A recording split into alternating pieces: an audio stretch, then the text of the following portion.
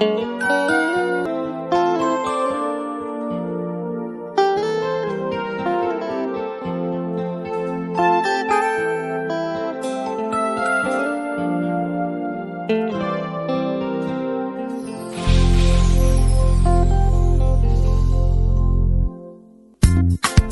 hommes vont passer, toutes les femmes vont passer, et avec leur vanité, l'orgueil de la vie. Ton argent va passer, tous tes biens vont passer, et avec leur vanité, l'orgueil de la vie. Mais je te dis, oh mon frère, regarde seulement à ce livre de la vie, oh qui est éternel, c'est la parole de Dieu pour toi. Oh, elle ne passera jamais. Mais je te dis, oh ma sœur, regarde seulement à ce livre de la vie, oh qui est éternel, c'est la parole de Dieu pour toi. Oh, elle ne passera jamais. C'est la parole de Dieu pour toi. Elle ne passera jamais. C'est la parole de Dieu pour toi. Elle ne passera jamais.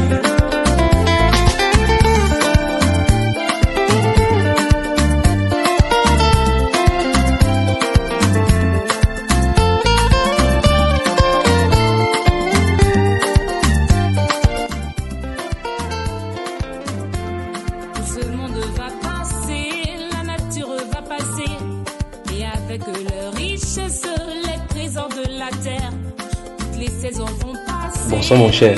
Bonsoir frère Gillon. Et bienvenue dans le domicile sous l'accueil des grâces. Capta. C'est ça. C'est qui saoule les invités avec la nourriture. Tu vois qu'ils te met d'abord mal à l'aise. Alors qu'on dit que c'est la parole d'abord. Ouais. Mais tu donnes plutôt la nourriture pour que on parle, tu dormes, c'est ça non? Non. Je voudrais qu'on partage sur un point principalement, mais avant cela, je voudrais qu'on observe quelque chose. L'église aujourd'hui, dans sa globalité, je crois qu'on pourrait s'étendre à plusieurs niveaux. Oui. Mais ce n'est qu'un seul programme ne suffira pas pour qu'on partage tout ce qu'on a à voir là maintenant. Ok. La multiplicité de l'église, des églises que nous avons aujourd'hui, enfin, ce qu'on appelle l'église entre guillemets maintenant, cette dénomination-là, ça ne te pose pas problème à ton regard? Si. Ça me pose un problème parce que finalement, on a les chrétiens ont comme l'impression, certains chrétiens ont comme l'impression d'être perdus. C'est-à-dire qu'il y a tellement d'églises avec des courants différents. Des courants différents. D'autres vont en contradiction avec d'autres. D'autres, et la plupart s'appuient toujours sur la Bible pour battre en brèche L'autre. Exactement. Mais c'est ça le vrai paradoxe. C'est sur cela que je voudrais que nous actions notre réflexion tout à l'heure. Ok. Ce que toi tu tiens entre les mains, c'est quoi?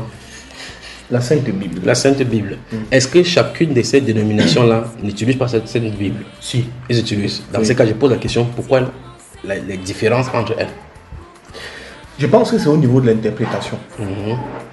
Parce que chacun a une manière d'interpréter la Bible. Selon peut-être son expérience, selon peut-être son vécu, ou alors selon les difficultés que cette personne aura traversées. Mais toujours est-il que il y en a qui font une fausse herméneutique de la Bible. C'est-à-dire qu'ils savent qu'ils font une fausse interprétation, mais ils instrumentalisent cela pour appâter les esprits faibles. Là, quel serait leur objectif? Leur but, c'est quoi? Ils sortent d'où? Dans ce cas, pour le cas précis de ceux-ci. Moi, je pense précisément que leur objectif, c'est détourner le peuple de Dieu. Ça veut dire qu'ils sont en mission dans ces cas. Exactement. Donc dans ces cas, ça veut dire qu'on va distinguer dans le groupe C ceux qui sont sincèrement du côté de Dieu mais qui se trompent pour le moment, et ceux donc qui sont de façon consciente dans une mission satanique. Exact. Dans l'optique d'utiliser la même Bible là pour détourner le peuple de Dieu comme tu dis. Restons donc sur cette base là et travaillons. C'est quand même curieux que ce soit moi qui pose des questions. C'est moi qu'on pose des questions d'ordre biblique. Mais c'est parce que pour que nous puissions pousser des réflexions. Oui. Alors, je pose une question simple. Est-ce que dans cette Bible-ci, on parle des catholiques? Pas du tout. Protestant? Non. Témoin de Jéhovah? Jamais. Adventiste 7e jour? Non. Pentecôtiste? Non. Église réveillée? Non. Dans ces cas, ça nous pose des problèmes encore une fois de plus. Ouais. Je pose donc la question, quelle est leur origine en réalité? Et comment donc avec la Bible appelée les Saintes Écritures, comment donc peut-ils soutenir leur existence physique alors qu'ils ne s'y trouvent pas? C'est une question très embarrassante. Mais en réalité, s'il faut s'appuyer sur la parole de Dieu, sur la Bible essentiellement, oui. Il n'est-il existant de nulle part. Dans ce cas, ne serait-il pas de fraudeur? D'aucun endroit oui. décrit par la Bible. Voilà. Dans ce cas, nous trouvons donc maintenant, ça veut dire que là, on a un problème de fond qu'il va falloir qu'on le dise sans langue de bois. Oui.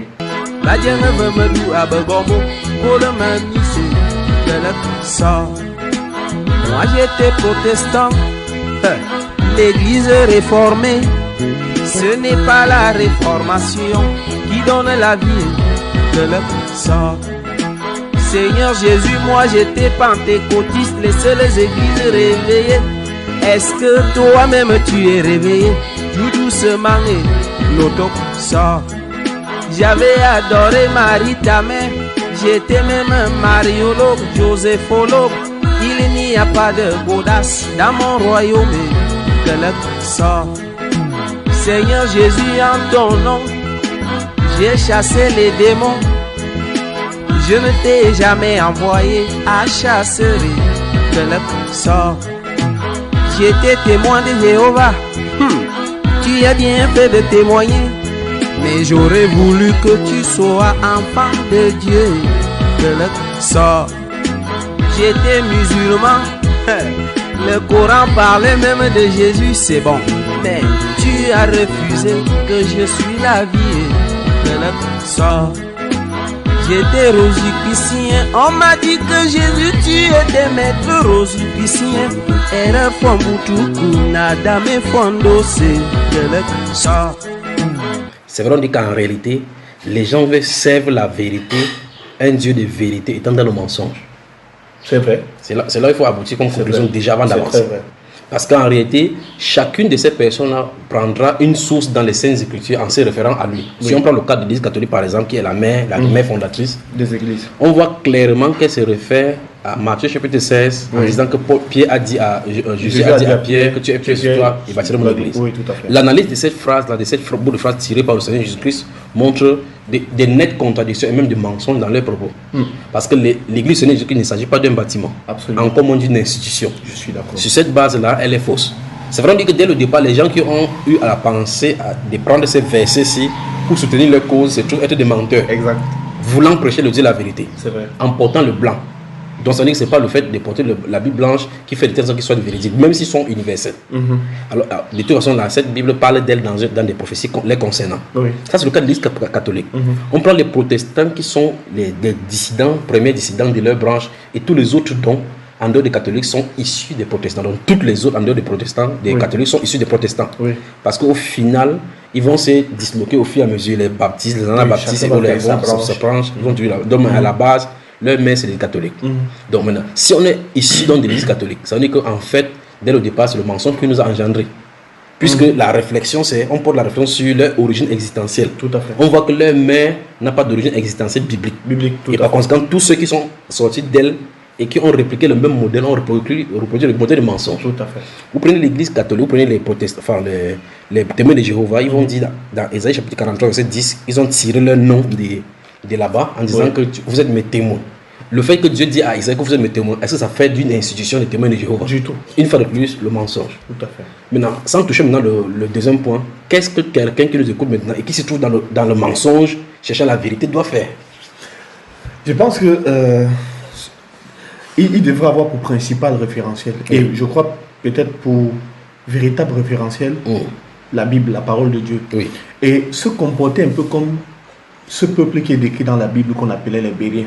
C'est-à-dire que les Bériens n'avaient pas que la capacité de comprendre la parole de Dieu, mais ils avaient surtout la capacité de remettre même, je ne vais pas dire en cause, mais de vérifier si ce qu'on leur disait était effectivement vrai, écrit dans la parole de Dieu. Et je crois que c'est ce caractère-là qui manque à beaucoup d'entre nous qui ne parvenons pas encore à avoir le vrai discernement. Et Ça m'intéresse parce que dès que tu as ouvert cette brèche, c'est clair que beaucoup de choses s'ouvrent dans ma tête. Voilà. Beaucoup. On va y avancer. Là maintenant, nous parlons de la fondation de cette je dis chaque fois, église dénominationnelle. Oui. Parce qu'on va y revenir sur la terminologie. Lorsque la fondation, c'est-à-dire l'acte de naissance est fausse d'une personne, son vrai âge n'est pas connu. Naturellement. Cette personne s'y vit dans le mensonge. C'est vrai, c'est vrai. Qu'est-ce qu'il faut faire? Une fois de plus, la question est très complexe. Bon, si quelqu'un qui vit dans le mensonge, son acte de naissance n'est pas connu. Oui. Ou bien a été faussé. Parce que là manifestement, les actes de naissance sont faussés. Oui, absolument. Ce qu'il faut, c'est établir à cette personne, rétablir à cette personne. C'est là où maintenant ça nous invite donc d'aller dans les Saintes Écritures, dans 1 Corinthiens chapitre 1. Nous y allons donc. Ok. 1 Corinthiens chapitre 1. Que Dieu te bénisse. Et merci pour ce moment de partage. J'ai l'impression que j'ai pris le Seigneur, que ce soit multiple, qu'on puisse multiplier cela. Oui. 1 Corinthiens chapitre 9. Chapitre 1. Chapitre 1, ok. Oui. Je pense que ce serait bien que tu lises là-bas. Je vais déposer ma Bible comme ça, je vais te les donner. D'accord. Le verset 10 seulement. 1 Corinthiens chapitre 1, le verset 10. Je vous exhorte, frères, par le nom de notre Seigneur Jésus-Christ, à tenir tous un même langage et à ne point avoir de division parmi vous, mais à être parfaitement unis dans un même esprit et dans un même sentiment. Sans poser les questions, la question se pose elle-même par rapport à tout ce que nous avons mis en jalon ici. Quels sont les problèmes qu'on peut dégager vis-à-vis de ces versets-ci, le seul verset-ci, par rapport à ce qu'on a déployé là maintenant? Le premier problème, c'est le problème de... Il y a un mot que je cherche. L'importance de ces différents courants bibliques qui sont nés aujourd'hui. Oui. Quelle est l'importance réelle de ça? Voilà. L'autre problème, c'est le problème de l'existence de ces différents courants. Ça a été balayé dans la brèche maintenant qu'en réalité, ils sont des fraudeurs. Tout à fait. Parce que ce verset 10 explique beaucoup de choses. Et ça va même au-delà des querelles que nous pouvons vivre dans les églises qui se sont créées aujourd'hui. Quand, dans la parole de Dieu, dans 1 Corinthiens 10, on dit « Je vous exhorte, frères, par le nom de notre Seigneur Jésus-Christ, à tenir tous un même langage. » Premier point. Déjà sur ce point. Nous avons 4 chaises ici derrière. On va prendre seulement 4 types. Il y a un témoin de Jéhovah sur une chaise, un catholique sur une chaise, un pentecôtiste sur une chaise, un adventiste sur une chaise. Comment faire pour que cette phrase qu'il leur a demandée là puisse être vraie? C'est tout simplement de reconnaître que chacun de reconnaisse que leur acte de naissance dès la base a été faussé. Et de revenir... La catholique dit que c'est sur votre mère, vous n'êtes pas à me commander. Vous retournez à la maison sur la base parce que hors de l'église, pas de salut. Oui, mais là se pose un autre débat. Oui. Le débat, c'est que comme elle dit qu'elle est notre mère, il faudrait que sur la base des écrits bibliques, qu'elle nous prouve qu'elle est notre mère. Dans le cas contraire, nous sommes tous dans le même bateau. Et nous devons tous reconnaître que nous sommes pécheurs. Oui. Que nous avons fraudé.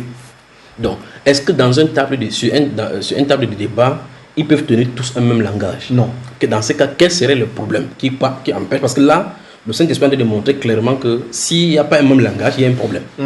Alors, d'après avec les 4 échantillons que nous avons pris maintenant là, qu'est-ce qui causerait le problème? Je pense qu'il peut y avoir le problème de l'ego. L'ego, oui.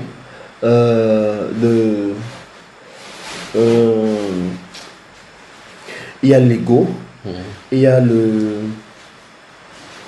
le fait de vouloir arriver premier, comment on appelle ça? La prééminence. Oui, la prééminence. Le soif de se présenter. La soif, oui, exact.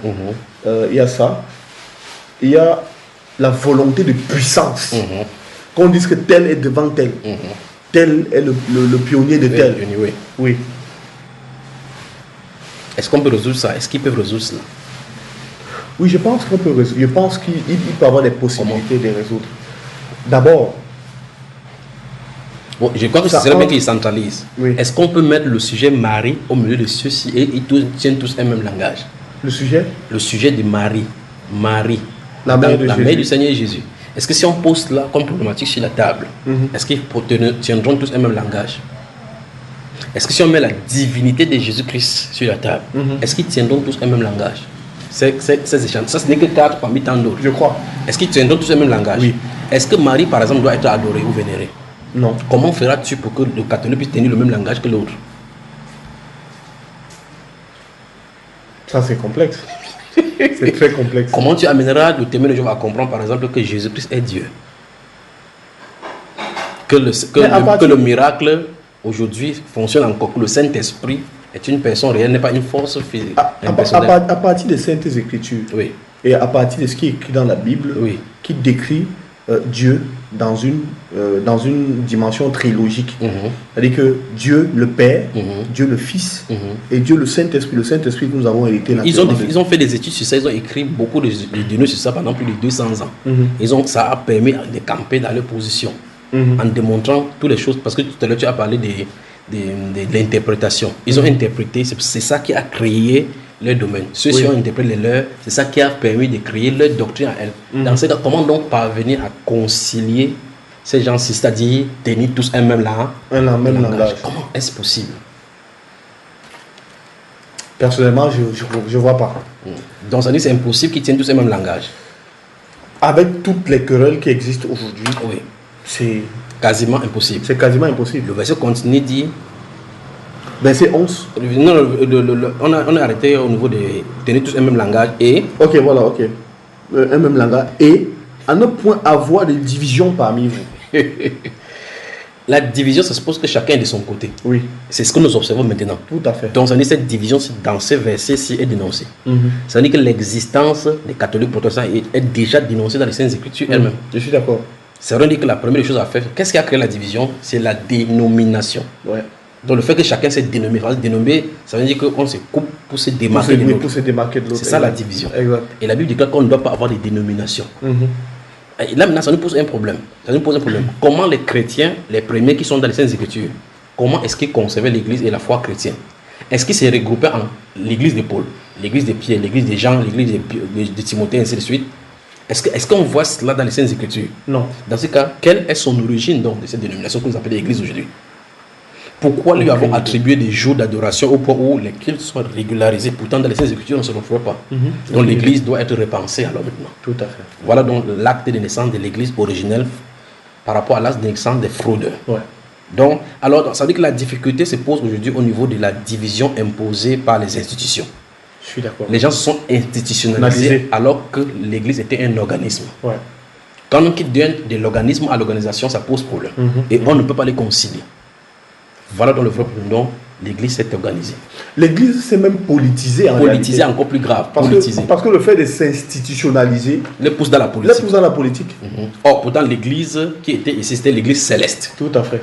Pas christianisme céleste. L'église qui était ici avec la vision céleste était contrôlée par le céleste. C'était pas l'église de Paul, l'église de Pierre, l'église de Magdalene. C'est ce que nous lisons manifestement au chapitre 3. Alors on lit au chapitre 3 de ce même livre. De Corinthiens. En tout cas, de ce livre, il dit de ne pas avoir des divisions parmi vous, mais à être parfaitement unis dans un même esprit, dans un même sentiment. On est à milieu de ces versets. Ça, c'est un seul verset des Saintes Écritures qu'on ne peut pas réaliser. Chapitre 3, on va lire à partir du verset, maintenant verset 1 jusqu'au verset 5. Ok. Pour moi, frère, ce n'est pas comme à des hommes spirituels que j'ai pu vous parler, mais comme à des hommes charnels, comme à des enfants en Christ. Je vous ai donné du lait, non de la nourriture solide, car vous ne pouviez pas la supporter, et vous ne le pouvez pas, même à présent, parce que vous êtes encore charnel. Il dénonce le fait qu'en réalité, les choses spirituelles, on a de mettre la chair. Oui, tout à fait. Donc en réalité, l'église, d'après ce qu'il a dit ici, l'église devait fonctionner dans l'esprit. Mais on se trouve maintenant dans le problème de l'église, on trouve la chair. La chair, oui. Et il va dénoncer maintenant en expliquant ce qu'il appelle par la chair. Ok.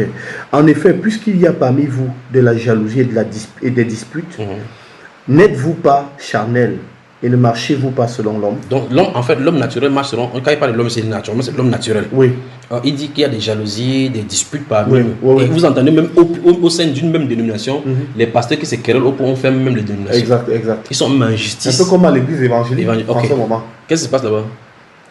C'est grave. Depuis pratiquement 3 à 4 ans, la présidence de l'église évangélique est querellée, ça a séparé, ça a divisé l'église en deux. Parce qu'on a politisé, on a institutionnalisé. Tout à fait. Ils se forment en association. Mais j'ai même fait l'émission avec un pasteur qui est l'un des cadres de l'église évangélique ici, qui m'expliquait et qui a même sorti des textes qui disent que la tête de la rotation, la tête de l'église évangélique doit rôter entre les tribus. C'est-à-dire que si cette année c'est un Babyleke, l'année qui suit ça doit être un Bassa. Prenons cela. C'est quelle règle des Écritures qui disent cela? Aucune. Donc nous voyons encore une fois de plus, et c'est cela dans notre développement, si le Seigneur permet, on va voir que Dieu a laissé son texte de fonctionnement, les êtres humains ont utilisé les textes qu'on appelle les règlements intérieurs. Tout à fait. Et ces règlements intérieurs posent problème parce qu'à chacune des dénominations correspondra un règlement intérieur. Ces règlements intérieurs ne peuvent pas être compatibles avec les Saintes Écritures dans certains points, comme par exemple ce point-là. Voilà le problème de rotation des têtes de l'église qui commence à poser problème, alors que la Bible déclare que Jésus est la tête. Tout à fait. Par conséquent, maintenant, finalement, comment ceux-ci qui se querellent entre eux en tant que chrétiens vont se voir quand ils se rencontrent en route? En chaîne de faïence. En détail, ils lisent la Bible chez eux. Tout à fait. Et ils s'appellent chrétiens. Tout à fait. Parce que je me souviens, lorsque je faisais l'émission avec lui, les querelles étaient intenses au point où ils sont même allés au tribunal. Et le tribunal les a renvoyés à pratiquement 6 mois après pour d'autres audiences et tout et tout. Et lorsqu'ils s'apprêtaient à aller aux audiences, ils ont eu d'autres factions qui sont en dehors des 2 factions, d'autres factions sont encore nées, cette fois, avec les chefs traditionnels Sawa. Très grave. Qui sont entrés dans la danse. Ils sont allés jusqu'à dire que jamais eux, les chefs traditionnels, ils n'accepteraient un Babyleke à la tête de l'église évangélique. À Douala. À Douala. Mais finalement, ça dit que la tradition entre aussi dans la religion. Ça, c'est intéressant. Donc, ça nous pousse à pousser la réflexion loin.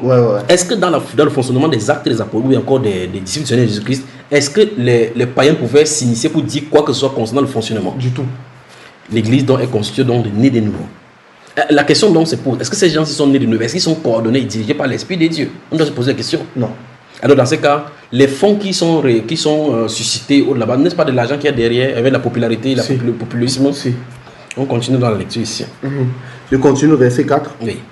Alors quand l'un dit, moi je suis de Paul, et un autre, moi d'Apollos, n'est-ce-vous pas des hommes? Voilà. Maintenant, relisons en enlevant Paul, en remplaçant par catholique, protestant ou quoi que ce soit. En lisant le même verset, le verset. Alors quand l'un dit, moi je suis catholique. Et l'autre dit. Et un autre dit, moi, évangélique.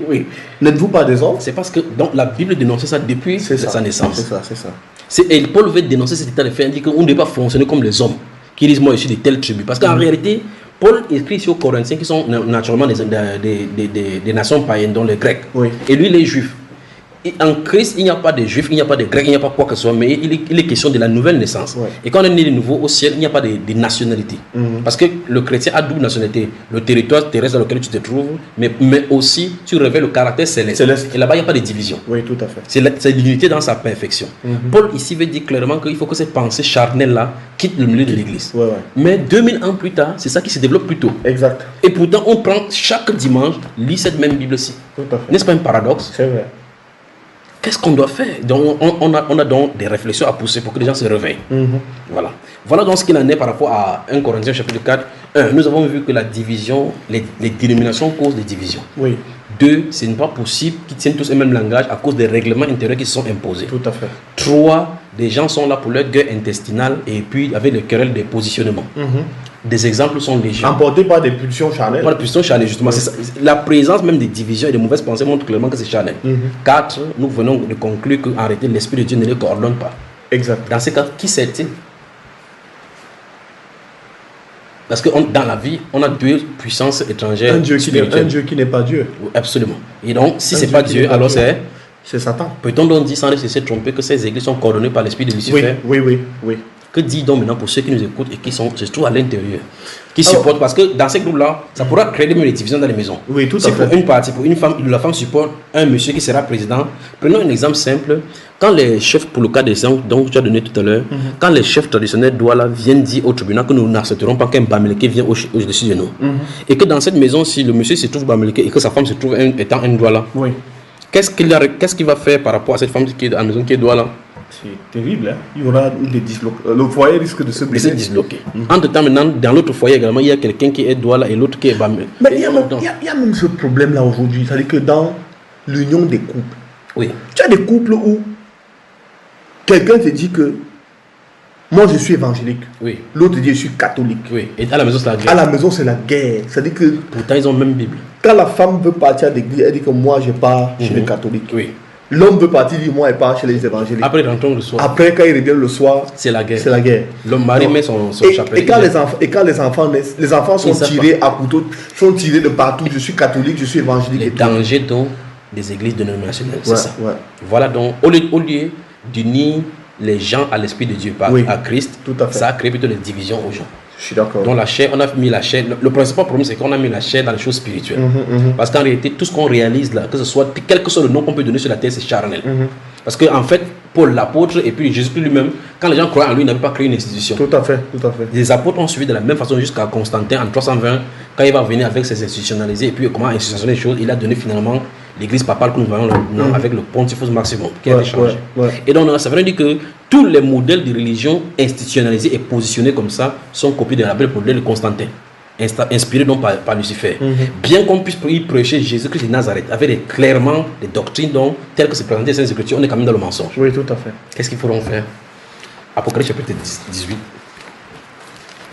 On va lire Apocalypse chapitre 18. Comme nous sommes dans Corinthiens, 2 Corinthiens, lisons d'abord cela dans 2 Corinthiens chapitre 6. Ok. 2 Corinthiens chapitre 6. Lisons les versets 14 à 18. Pour suivre ce que ça dit. Corinthiens chapitre 6, 14 à 18. Alors, ne vous mettez pas avec les infidèles sous un joug étranger. Dans ces églises-là, on se réunit, on ne sait pas qui est qui. Les païens viennent, les chefs traditionnels viennent, les marabouts viennent. Tout le monde. Ils se réunissent, on fait des collectes, ils appellent ça des collectes de fonds, ou bien n'importe quoi, des cultes, des remerciements, ou bien des actions de grâce, ou bien la fête des récoltes. On sort dans tous les niveaux. On vient donner. L'important, c'est qu'il y ait de la nourriture là-bas. Tout à fait. Alors, ne vous mettez pas avec les infidèles sous un joug étranger, car quel rapport y a-t-il entre la justice et l'iniquité? Ou qu'y a-t-il de commun entre la lumière et les ténèbres? Oui. Quel accord y a-t-il entre Christ et Bélial? Oui. Ou quelle part a le fidèle avec l'infidèle? Oui. Quel rapport y a-t-il entre le temple de Dieu et les idoles? On doit répondre à toutes ces questions qui sont déjà posées. Oui. Car nous sommes le temple du divin, du Dieu vivant. Comme Dieu l'a dit, j'habiterai et je marcherai au milieu d'eux. Je serai leur Dieu et ils seront mon peuple. Conséquence? C'est pourquoi sortez du milieu d'eux et séparez-vous, dit le Seigneur. Ne touchez pas à ce qui est impur et je vous accueillerai. Voilà. Je serai pour vous un père et vous serez pour moi des fils et des filles, Dieu, dit le Seigneur Tout-Puissant. Donc Dieu a lancé la sonnette d'alarme. Parce qu'en réalité, dans cette cacophonie se trouvent les véritables enfants de Dieu. Oui. Dieu n'a pas deux solutions. Sortez. Pourquoi? Parce que quand un système est mis en place, on ne peut plus le changer. Il faut seulement sortir du système. Il y a un monsieur qui a été assassiné dans ce pays-ci, qui est mort, entre guillemets, que j'ai rencontré plusieurs fois. Il était sur les podiums de télévision, vous le connaissez très bien, dénonçant. Le Seigneur m'a permis par 2 fois d'aller vers lui dire face à face, on était 2. Ferait mieux de quitter cette séance-ci parce que tu ne peux pas être dans ce groupe en dénonçant. Il faut sortir. Il dit non. Il m'a dit petit frère. Il pensait que c'était un conseil que je lui donnais. Il ne savait pas qu'il parlait par l'Esprit de Dieu. Il dit quitte ce milieu, sinon on va te tuer. Il dit je sais qu'on va me tuer, mais je vais rester au milieu parce que tant que tu parles à l'intérieur d'eux. Mais il dénonce les homosexualités, il dénonce les sectes et ainsi de suite. Mais on a fini par la voir. Charles, t'es pas aidé? Ah ben, c'est toi qui le dis. Alors, donc, le Seigneur m'a permis à ces personnages-ci d'être face à face avec lui 2 fois, pas 1 fois, pour lui dire. Et le Saint-Esprit m'a permis de rester avec lui. Après, il a quitté, il a laissé sa boisson. Le Saint-Esprit me parle que regarde comment il fait les négligents. Et là, on peut la voir. C'est vrai. Alors, donc voilà donc, des telles choses. Donc, ça veut dire que le système, on en sort. On ne change pas un système. L'exemple école, comme je prenais tout à l'heure, les 4 personnalités qui s'assoient sur la chaise pour discuter des doctrines.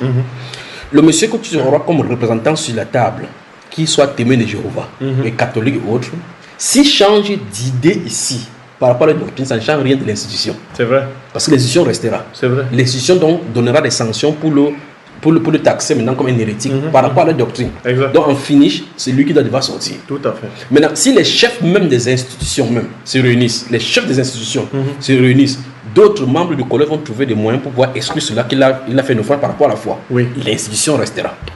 Dans l'institution, on ne détruit pas, on en sort. C'est vrai. C'est pour ça que le Saint-Esprit dit ici, c'est pourquoi mon peuple sortait du milieu d'eux. Oui. Parce qu'il n'y a pas de part entre les ténèbres et la lumière. dès qu'on a déjà vu que l'institution, sa base naturelle, c'est le mensonge. Absolument. La vérité ne peut pas sortir de là. Je suis d'accord. Voilà. Et la Bible déclare qu'il n'y a point de vérité qui vient du mensonge. Et par conséquent, il faut en sortir. Et il promet que si tu sors, si vous sortez, je vais vous accueillir. Ce qui est dit dans... En fait, c'est réitéré dans Apocalypse chapitre 18, verset 4. Sortez du milieu d'elle, mon peuple. Apocalypse 18. Verset 4. Ok. Oui.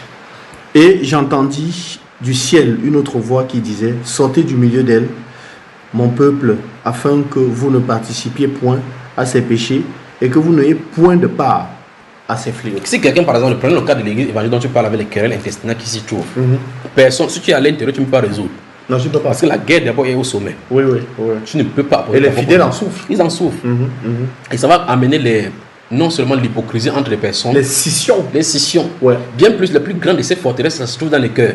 Parce que quelqu'un de notre camp rencontrera quelqu'un de notre camp et dit, comment ma soeur en Christ? Ils mettront Christ au milieu. Pourtant, c'est pas vrai. C'est vrai, c'est vrai. Ils diront, ma soeur, je t'aime, que la paix du Seigneur soit avec toi. Alors que c'est son cœur, l'hypocrisie. c'est l'hypocrisie. Regarde, voilà toute une institution contrôlée par le diable. Parce qu'en réalité, les œuvres du diable s'y trouvent, ils s'y pratiquent. Dieu dit que ne touchez pas à ce qui est impur. Donc ne participez pas avec cela. Il dit, je suis le Seigneur. Vous êtes pour moi des fils et des filles. Donc Dieu a toujours prêché la séparation. Oui. Quand il est venu à Abraham, premier appel, sépare-toi de tes parents.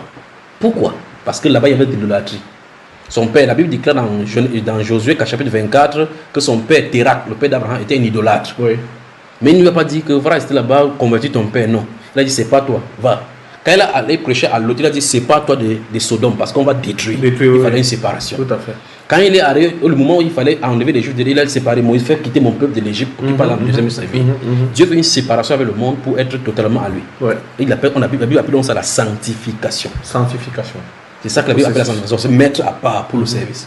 Alors donc, ce processus de nettoyage, nous devons l'observer dans chaque domaine de nos vies en marchant avec le Seigneur. Ouais. Que ce soit dans notre propre vie. Dans le bureau où on travaille, si il y a la corruption, c'est met à part pour Dieu. Donc on fait sépare. Donc ces genre de choses, je ne vais pas participer aux mauvaises œuvres. Oui. Je me mets à part. Donc je me sanctifie vis-à-vis de cela. Oui. Que ce soit dans le bureau, dans nos foyers, dans nos agissements, nous devons nous sanctifier. Oui, c'est vrai. Et donc la Bible nous présente donc la séparation à tous les niveaux pour que les chrétiens lui appartiennent. Et l'une de ces séparations se trouve être le milieu religieux dans lequel il se trouve. Parce que c'est ça dont il est question ici. Dieu dit, séparez-vous. Et je vous accueillerai. Ouais. Alors, ça veut dire que, et remarquez bien, dans ce verset, chapitre 18 d'Apocalypse, il dit, on peut sortir du milieu d'eux et ne participer pas à ces fléaux. Parce que si vous restez à l'intérieur, vous allez participer à ces frappes. C'est un peu comme par exemple, si ici à Douala par exemple, il y a la guérilla ici, et les militaires déclarent ces zones de guerre et zones militaires. On demande, ça veut dire que les gens ont 24 heures pour quitter ces zones. Quand l'annonce est donnée, ça suppose qu'à 24 heures périmées, s'il y a une frappe là-bas, on te considère comme un ennemi. Oui, c'est ça. Ça suppose que tu es resté là-bas parce que tu es de la guérilla. C'est ça. Donc, quand Dieu dit séparez-vous, on doit se séparer. Si sur le plan militaire et physique, les gens obtempèrent, on peut faire raison dans Dieu. Mais d'aucuns disent, là-bas, on lit la Bible, comme on l'a vu dès le départ. Mais là-bas, on voit que c'est Dieu est là-bas. Moi, je ne veux pas savoir ce qu'il y a à l'intérieur là-bas parce que...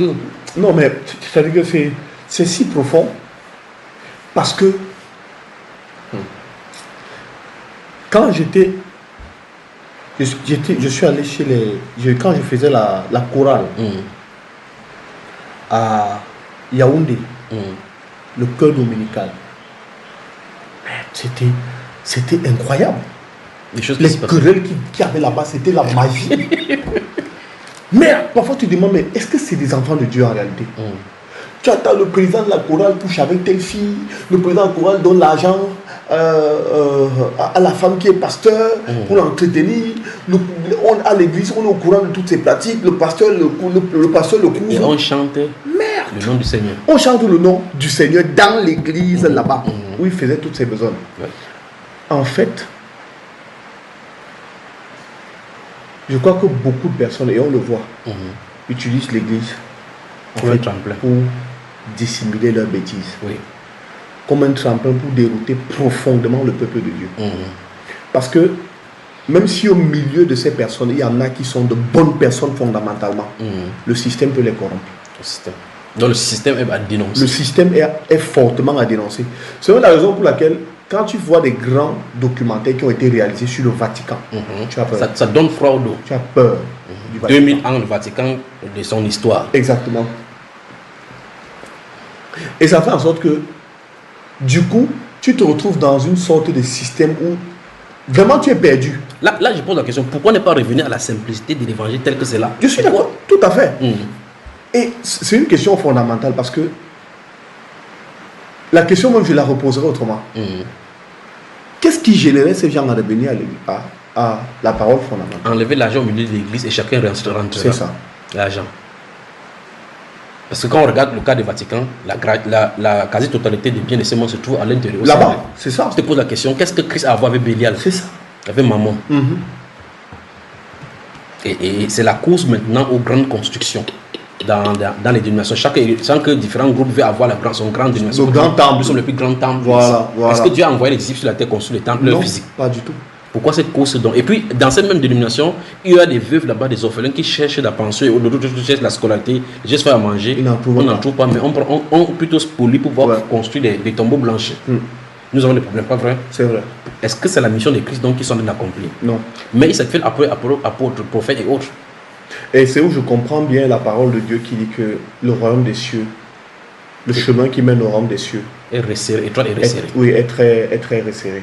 Parce que ce sera fort. Championne, pas tous ceux qui me disent Seigneur, Seigneur entreront. Oui, ce sera très fort. Ce sera très fort. Parce que rien que sur la base de cette lecture, il apparaît d'une clarté et d'une lucidité incroyable que ce monde est à refaire. Voilà. On résume. Y a-t-il l'église évangélique dans les Saintes Écritures? Non. Protestants, presbytériens, jamais. Catholiques, jamais. Adventistes 7e jour, jamais. Anabaptistes, non. Baptistes, non. Vraie église de Dieu, non. Faux église de Dieu, non. Église de Lucifer, non. On a des problèmes. C'est vrai. Donc il faut qu'on sorte de ces filets. Exact. Il faut donc la repentance. Et comme le Seigneur a dit, sortez du milieu et je vous accueillerai. Parce que lorsqu'on est baigné dans ce domaine-là, tant qu'on ne sort pas pour voir de l'extérieur, on va croire que c'est là, ça marche et c'est bon. C'est vrai. On a vu le cas des prêtres qui sont sortis de l'église catholique. C'est là où ils dénoncent ce qui se passe en réalité, les pratiques qui s'y passent. Pourtant, quand lui, il était à l'intérieur, il trouvait cela normal. Je vais te parler d'une petite anecdote que j'ai vécue tout récemment. J'arrive, j'ai fait le culte à Bali. Et quand j'ai fait le culte à Bali, on sait que je suis journaliste. Du coup, on m'approche. J'ai un ami que je côtoie, on est ensemble, on est vraiment de grands amis. Et après, je me rends compte qu'il est le responsable de la communication de l'église. Mais notre amitié est là, ça reste. Il y a le pasteur qui était là. Il commence à avoir des différends avec le pasteur, des petites querelles là. Après, le pasteur qui était là s'en va. Un autre pasteur arrive. L'autre pasteur arrive donc et me reconnaît. Et me dit, ah, Romary, oh non, voilà mon journaliste. Il organise toute une assemblée avec les anciens. Il dit qu'on doit refaire les équipes. Bon, normalement, c'est ce que demandent les statuts. Quelqu'un vient, il fait son équipe. Exactement. On doit refaire et tout. Et donc, quand on refait le truc, il me met responsable de la communication. Alors qu'il y avait quelqu'un là-bas. Alors qu'il y avait quelqu'un avec qui je suis très proche. Je dis c'est mon ami.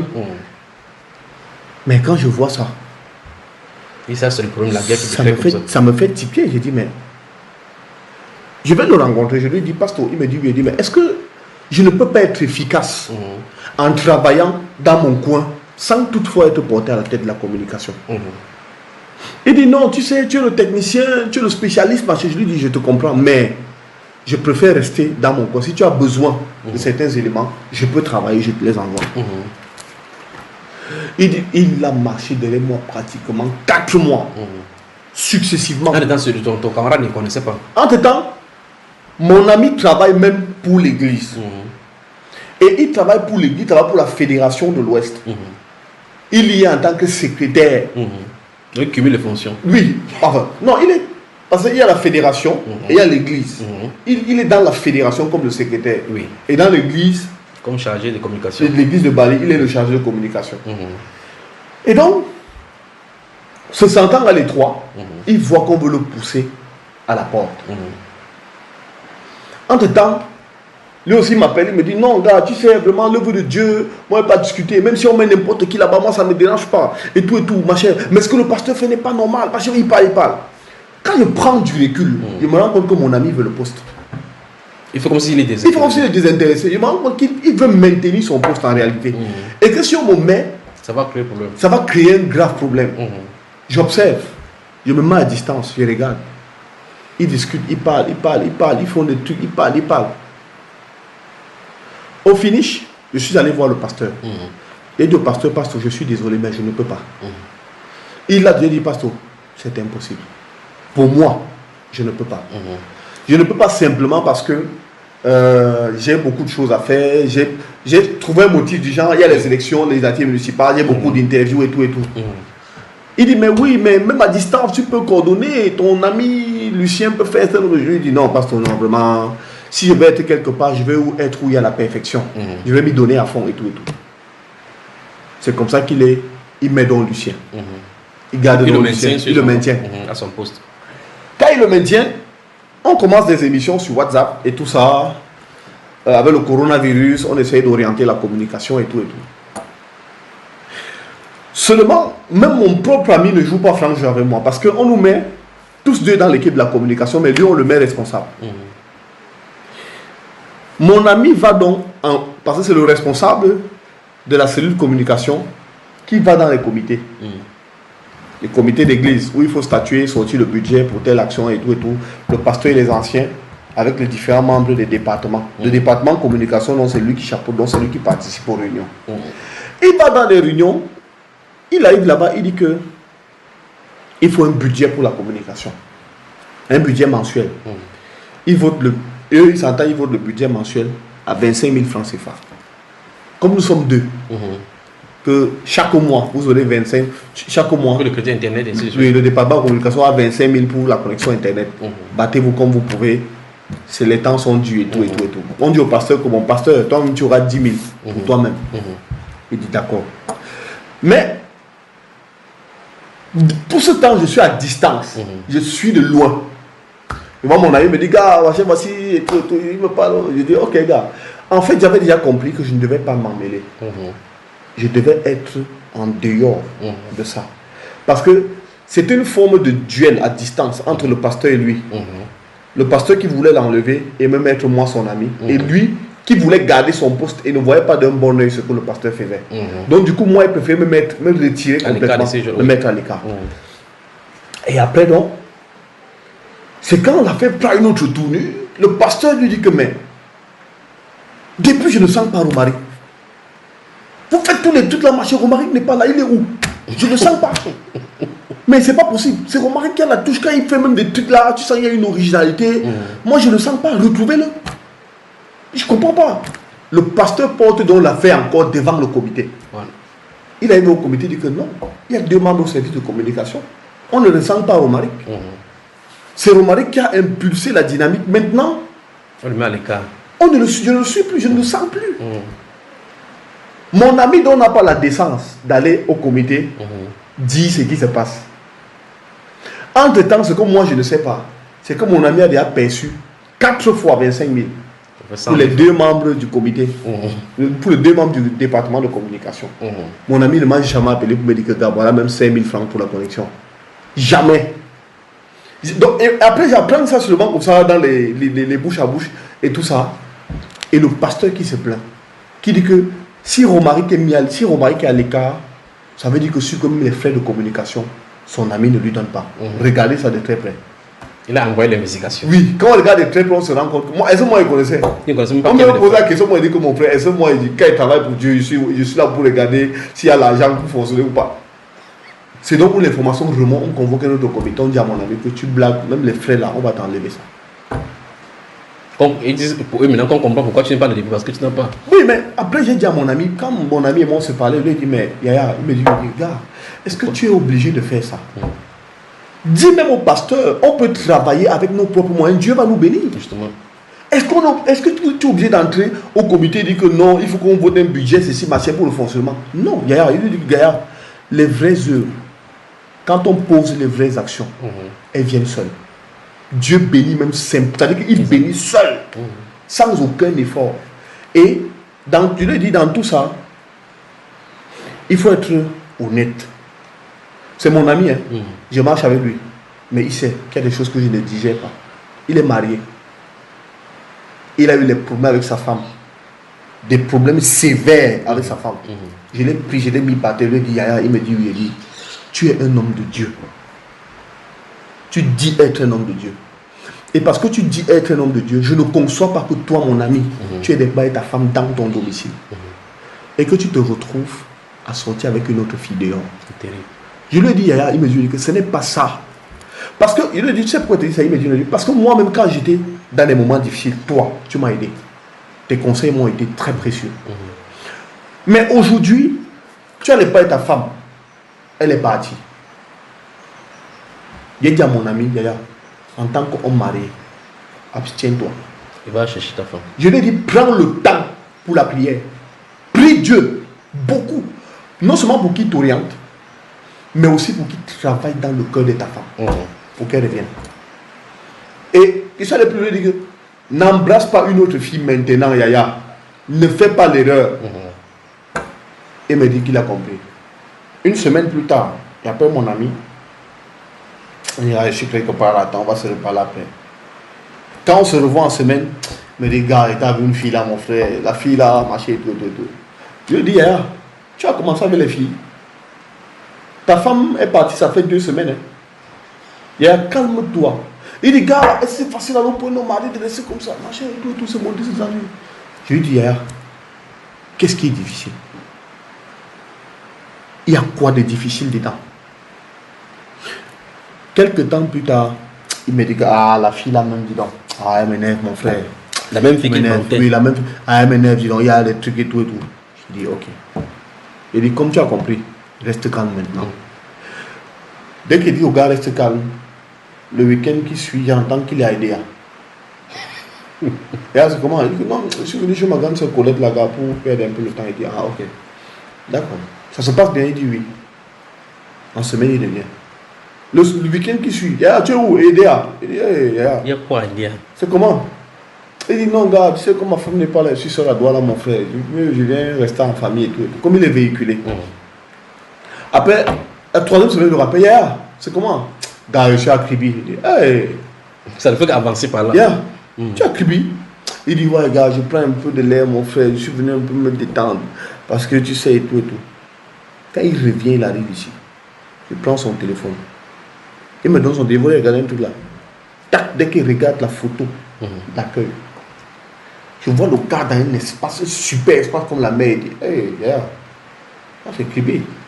Il dit, tu n'étais pas seul. Tu étais avec qui? Il dit, le Yaya.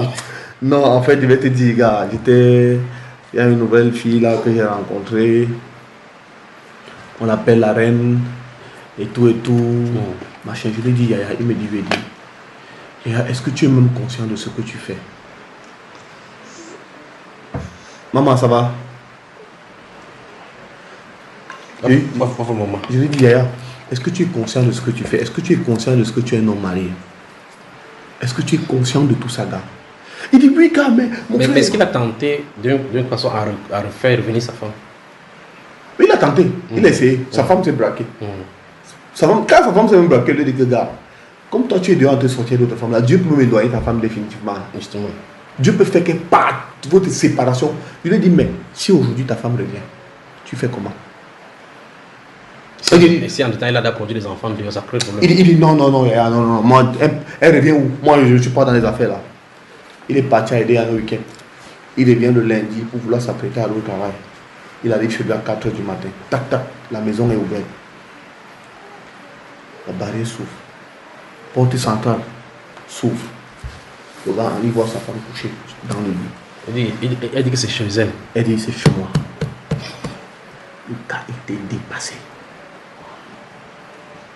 Il m'appelle, je lui dis, Yaya, il me dit, tu n'as pas à t'affoler. Couche-toi, tu dors. Je dis, couche-toi sur le lit avec ta femme, vous dormez. Dormez. Il dort le matin, on sait le gars était dans tous ses états. Depuis que sa femme est revenue, ils ont des querelles et tout. Il a même commencé à sortir encore avec une autre jeune fille. Il me dit que, gars, tu vois, avec l'affaire de ma femme là, ça fait que j'ai les yeux dehors et tout. Mais lui, il sait. Et il me l'a dit récemment.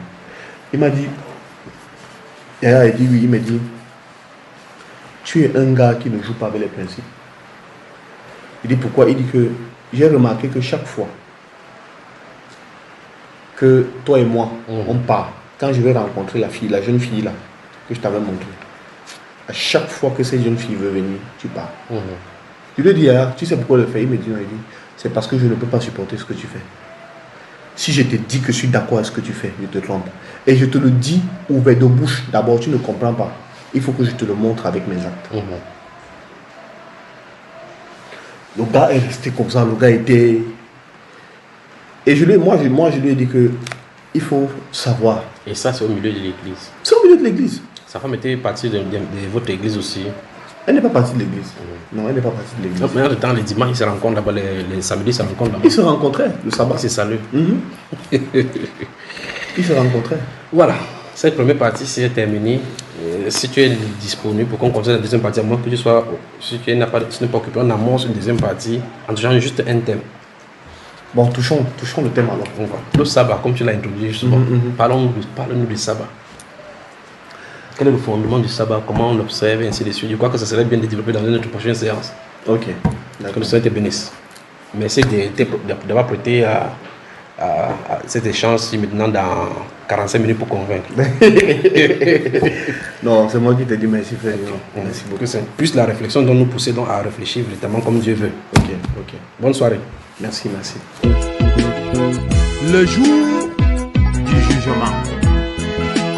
Ce fameux jour, nous allons tous nous retrouver devant le Seigneur à faire le bilan de notre vie. Si le bilan est négatif, c'est l'enfer. Un monstre Christ a son, un outil ici au majo. Avant la bouille, ma médaille boban, un monstre. Galate zambe, aye le diana, dis ce d'ailleurs ne Christana son mincoute. Ceux qui ont cru en Jésus, qui ont supporté les persécutions, ils recevront la couronne de gloire. Me baya midi que mouni, me rebelle. Bebune yengana, waye kusame tajo Jesus na, demengaye me, bomba,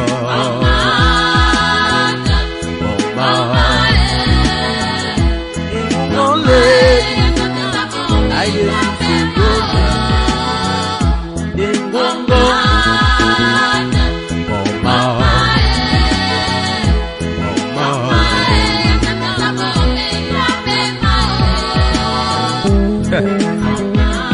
Aye bona, amuse Jesus aye son, nazuti isingu na mejo, emo milanga. Amose de Jesus aye bon méconnaissable. Amuna, va me maneya, amose te. Galate zambe la Bible, nous le révèle aujourd'hui. Le jugement commencera dans l'église. A Jesus mengato pasteur, mengato prêtre, m'évêque.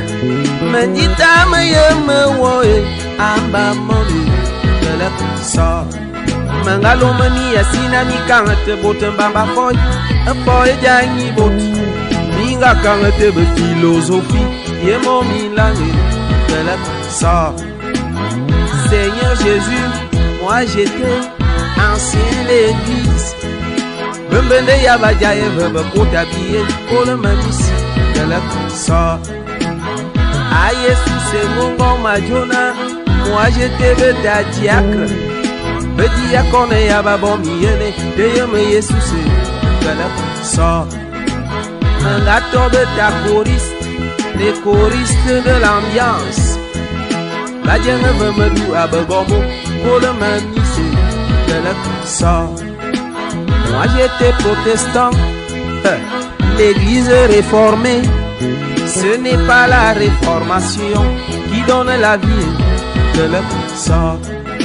Seigneur Jésus, moi j'étais pentecôtiste, les seules églises réveillées. Est-ce que toi-même tu es réveillé?